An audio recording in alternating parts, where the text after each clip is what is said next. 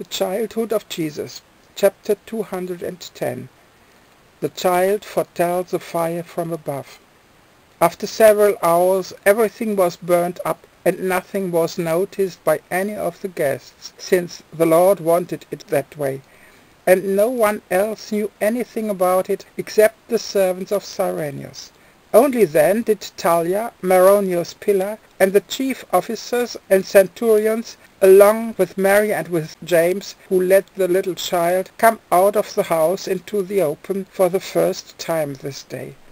Now Maronio's pillar, whose sense of smell were very keen, immediately noticed an order of burning, went directly to Joseph and inquired, "Most noble friend, do you not notice an odor of a wild conflagration in your nostrils?" Here Joseph led him somewhat aside behind the house, and with his finger pointed out the scene of the fire to him. And Maronius asked just what had been delivered up to the fire there. Joseph answered, "Friend, that is just why the matter was delivered up to the fire, so it should not catch the eyes of the world. Now Cyrenius knows everything, so turn to him. He will tell you what was there, for he saw it all." With that Maronius had to be satisfied, and with him several other curious inquirers.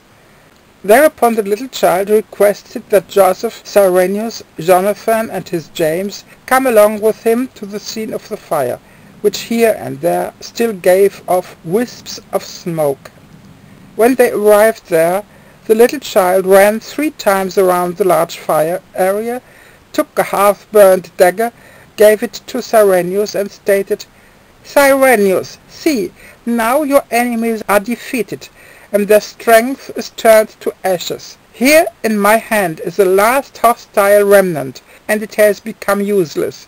I give it to you as a token that henceforth you shall take no revenge against those who were against you, and the few who still are.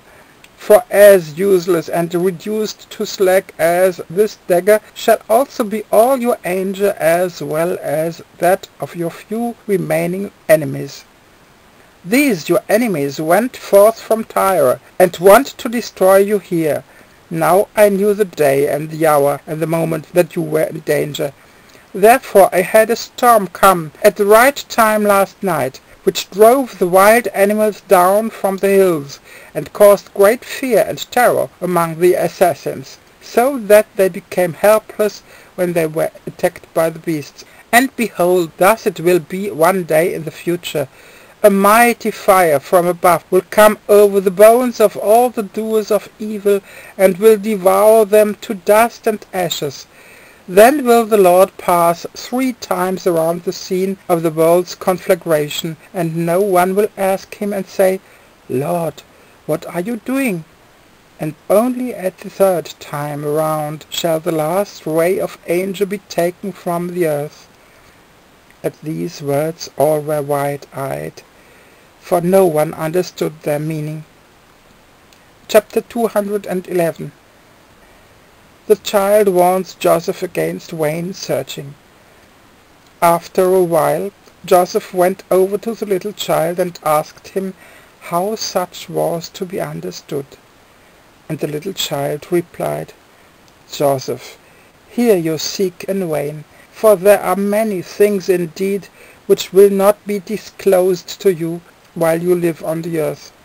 But whoever after this life will enter into my kingdom, to him everything will be shown in the light. So do not ask about things here that do not concern you at this time. Now have soil brought over, so this fire area may be covered with it." Here Joseph turned to Cyrenius, who promptly had soil brought over by his servants, and the area of the fire covered therewith. By the time this was done it was noon, and the midday meal already stood prepared by the sons of Joseph, who kept it in readiness for the many guests. The little child now said to Joseph, "I have already become quite hungry. 3 large fish are fried, so let us go to dinner." Here Joseph said, "That is a good idea. But will the fish really be sufficient for more than 100 people? The little child answered, You have surely seen the great creatures. How then can you ask? Each fish weighs a good 100 pounds. So there really is no need of any more, and there is enough for 200 people. So let us go home now, for I am already very hungry, and especially for the good fish of the Mediterranean.